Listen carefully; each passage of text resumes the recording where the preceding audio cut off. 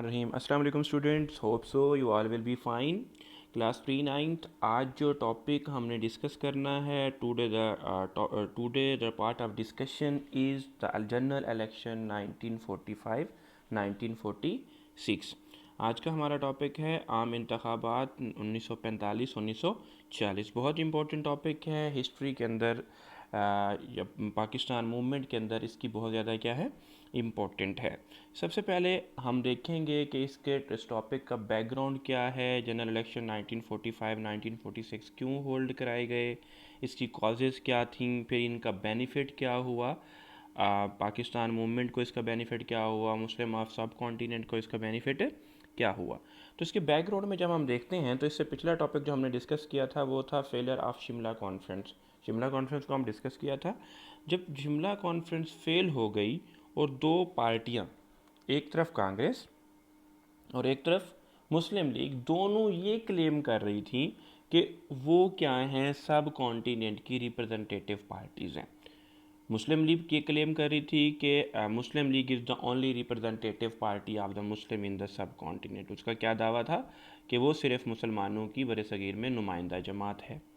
तो British government के लिए डिफ़िकल्ट टास्क था टू डिसाइड कि वो किसके पॉइंट ऑफ व्यू को क्या करे, अंडरस्टैंड करे।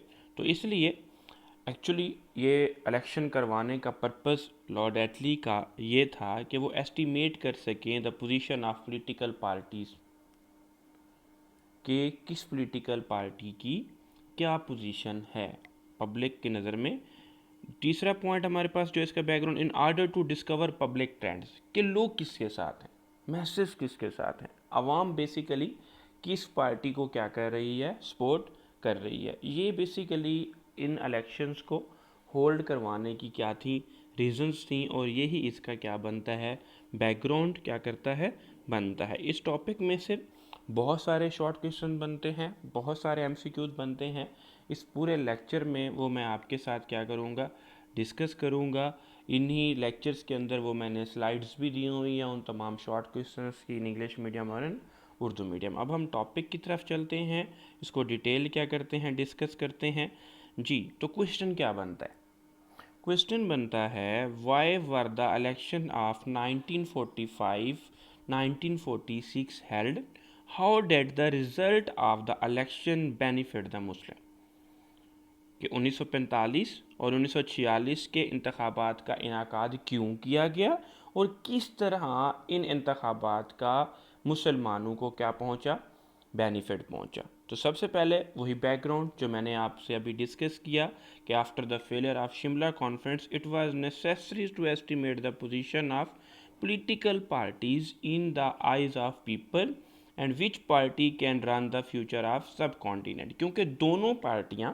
दोनों बड़ी पार्टियां मुस्लिम लीग और कांग्रेस इस चीज़ को क्लेम कर रही थी कि पब्लिक क्या है, उनके साथ है। In these circumstances, in order to discover the public trends, लोगों के रुझानात को जानने के लिए, अवामी रुझानात को जानने के लिए, the British government announced the holding of general election. It was decided that the central and provincial legislature election would be held in January 1946। अब सुनिएगा ज़रा, इसमें थोड़ी सी कन्फ्यूजन है, बच्चों से अक्सर एमसीक्यूज आ जाता है कि when the central legislature election held, December 1945। Correction कर लीजिएगा। देखिए, इलेक्शन के दो फेजेस थे, एक क्या थे, वफाकी असम्बलियों के इलेक्शन थे जिसको हम सेंट्रल असम्बली कहते थे, दूसरा प्रोवेंशियल असम्बलीज के इलेक्शन थे।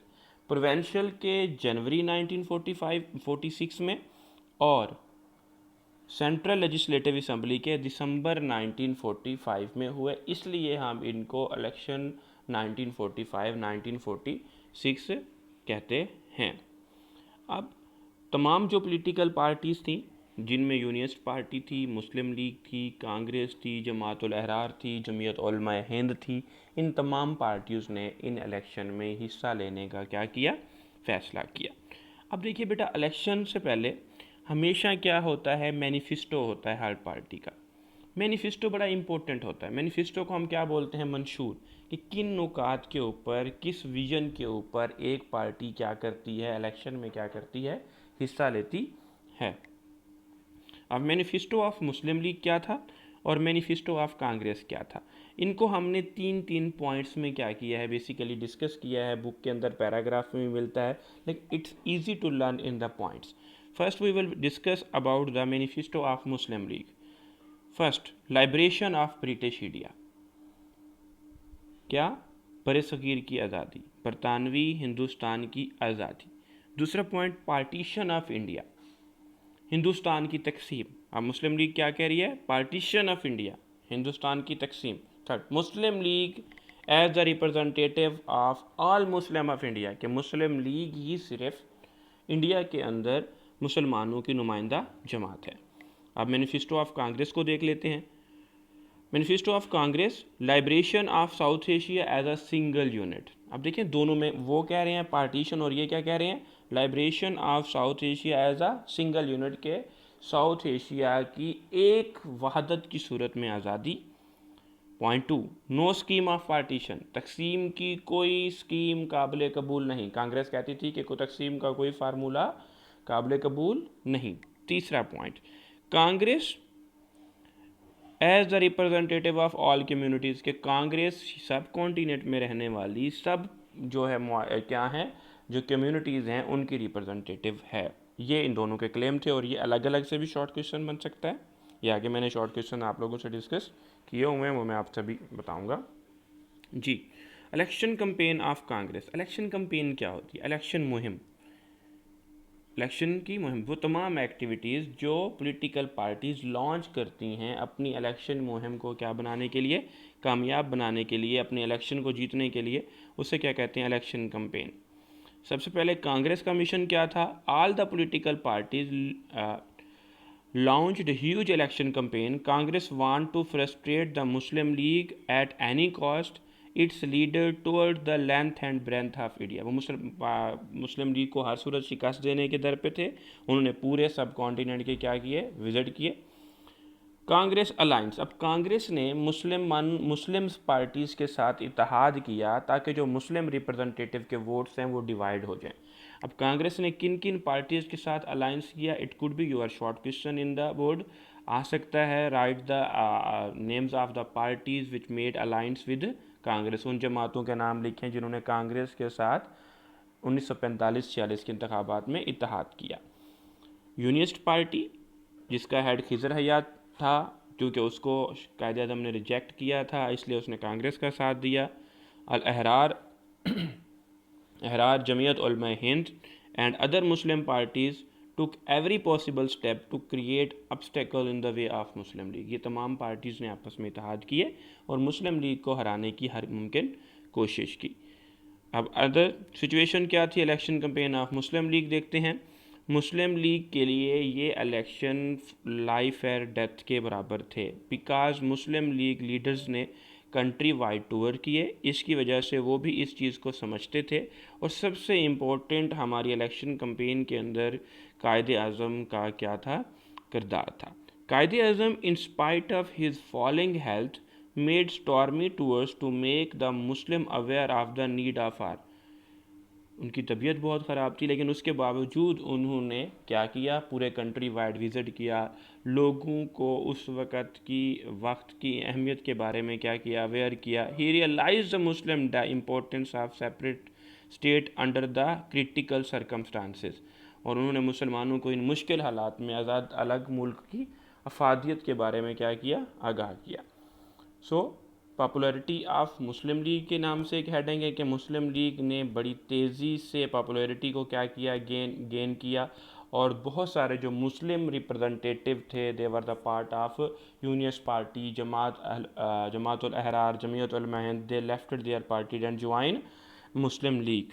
कायदे आज़म चैलेंज्ड, कायदे आज़म ने अपनी जो जलसे थे, जो मीटिंग्स थे, उसमें कांग्रेस को खुला ये क्या दिया, चैलेंज दिया कि मुसलमानों की जो डिमांड फॉर पाकिस्तान है वो इन इलेक्शन में ट्रू साबित हो जाएगी। The Muslim express their sentiments enthusiastically, मुसलमानों ने अपने जज्बात का इजहार किया। The Muslim student also came forward, the groups comprising of Muslim League workers spread in each corner of the country. अब ये शॉर्ट क्वेश्चन भी बनता है, slogans of the Muslim League, बहुत इंपॉर्टेंट शॉर्ट क्वेश्चन बनता है। What were the slogan of the Muslim League in general election 1946। बड़ा famous हुआ था ये स्लोगन, सीने पे गोली खाएंगे, पाकिस्तान बनाएंगे, पाकिस्तान का मतलब क्या, ला इलाहा इल्लल्लाह बन के रहेगा, पाकिस्तान लेके रहेंगे पाकिस्तान। ये बड़ा फेमस स्लोगन था उस दिन में, उन दिनों में। अब हम आ जाते हैं, थोड़ा सा रिज़ल्ट्स को डिस्कस कर लेते हैं कि रिज़ल्ट्स क्या हुए इलेक्शन के। जी, तो सेंट्रल लेजिस्लेशन के इलेक्शन जो दिसंबर 1945 में हुए थे, ये सबसे पहले एक छोटी सी अहम चीज़ जो मैं समझाता चलूँ कि ये इलेक्शन सेपरेट इलेक्टोरेट बेस्ड थे, जुदागाना तरीक़ाकार के इंतखाब पर थे कि मुस्लिम मुस्लिम को वोट करेगा और हिंदू हिंदू को वोट करेगा। तो मुसलमानों का competition and other Muslim candidate से था, मुस्लिम लीग के मुसलमानों का कंपटीशन किन से था, वो कैंडिडेट जो कांग्रेस में मुस्लिम थे as well as union party के अंदर मुस्लिम थे, as well as Jamatul Ahrar के अंदर मुस्लिम थे। तो there were only 30 reserve seat for the Muslim in central legislative. कितनी थी, 30 सीटें थी मुसलमानों के लिए, मखसूस नशिस्तें थीं मरकज़ी कानून साज असम्बली के अंदर। और मुस्लिम लीग ने 30 में से 30 सीट ही क्या कर ली, रिकवर्ड कर ली, और इस तरीके से 100% सक्सेस क्या की, हासिल की। ये आपका बन सकता है, MCQs बन सकता है। तो 30 seats Muslim League won in the central legislature assembly। Provincial legislature election held हुए in 1946। In all provinces there were totally 492 reserve seats for the Muslim. दोबारा बताता चलूँ, कितनी सीट्स थी मुसलमानों के लिए सूबों के अंदर, 492, और मुस्लिम लीग के कैंडिडेट्स ने 492 में से 428 सीट को क्या किया, वॉन किया। तो इस तरीके से यहाँ भी एक स्प्लेंडेड विक्ट्री प्रोविंशियल लेवल पे भी मुस्लिम लीग को क्या हुई, हासिल हुई। अब हम इसको कंक्लूजन कहते हैं। जब कंक्लूजन करते हैं कि how these election give benefit to the Muslim, तो हम कहते हैं Muslim League got splendid victory at provincial level too many political party had supported Congress in election but Muslim League defeated them all. The result of the election strengthened the foundation of Pakistan. क्या benefit हुआ, strengthen the foundation of Pakistan. No power in the world could stop the creation of Pakistan. No in these election also, हम इसमें add कर सकते हैं, also strengthen the two concept of two nation theory. These election, ठीक है, clear the British government point of view about the Muslim League and Muslim League should that this is the only representative party of the Muslim in the सब continent. ये बेटा आपका long question के लिहाज से बड़ा इंपॉर्टेंट है, as well as इसमें से शॉर्ट क्वेश्चन जो बनते हैं वो मैं आपसे डिस्कस करता चलूँगा। अब ये शॉर्ट क्वेश्चन हैं, इनके आंसर्स भी गिवन है। Why the British government announce the holding of general election, बरतानवी हुकूमत ने आम इंतखाबात का इनाकाद क्यों किया। दूसरा शॉर्ट क्वेश्चन है, what was the manifesto of the Muslim League, Muslim League का मंशूर क्या था। तीसरा शॉर्ट क्वेश्चन है, what was the manifesto of Congress, Congress का मंशूर क्या था। नेक्स्ट शॉर्ट क्वेश्चन है, how Congress launched election campaign, Congress ने इंतखाबी मुहिम कैसे शुरू की। Next, what were the slogan of Muslim League in general election, Muslim League का के आम इंतखाबात में कौन से नारे लगाए गए, ये शॉर्ट क्वेश्चन है। Next short, when did the central legislature election were held, मरकज़ी कानून साज असम्बली के इंतखाबात कब हुए, ये आपका शॉर्ट क्वेश्चन है। व्हेन डिड प्रोविंशियल, ये आपने क्या करना है, याद रखना है, इन जैन 1946। इसके अलावा अब लास्ट जो हमारे पास शॉर्ट क्वेश्चन है, how many seat were reserve for the Muslim league through out the sub continent, 30 seats, कितनी सीटें थीं, कितनी सीट मुस्लिम लीग ने जीती, 30 out of 30। Same like that, how many seat were won by the Muslim League in the provincial legislature election, Muslim league ने सूबाई कानून साज असम्बली में कितनी नशिस्तें जीती। ये बेटे आपके इस टॉपिक के शॉर्ट क्वेश्चन इंक्लूडिंग आंसर्स जो हैं वो आपके पास क्या हैं, मौजूद हैं। मैं दोबारा बताता चलूँ, इस टॉपिक हर लिहाज से बहुत इंपॉर्टेंट है। ये टॉपिक लॉन्ग क्वेश्चन के लिहाज से बहुत इंपॉर्टेंट है, शॉर्ट क्वेश्चन के लिहाज से बहुत इंपॉर्टेंट है, एज वेल एज MCQs भी इसमें से बनते हैं, और ये तीनों पार्ट इस लेक्चर के अंदर इंक्लूडेड हैं। लॉन्ग क्वेश्चन भी कंप्लीट मैंने दिया हुआ है, एज वेल एज आपके सारे जो MCQs हैं वो भी इसमें गिवन है, और शॉर्ट क्वेश्चन भी इसके अंदर क्या हैं, गिवन है। तो बेटा आज का टॉपिक यही था। Thank you so much, take care, अल्लाह हाफिज़।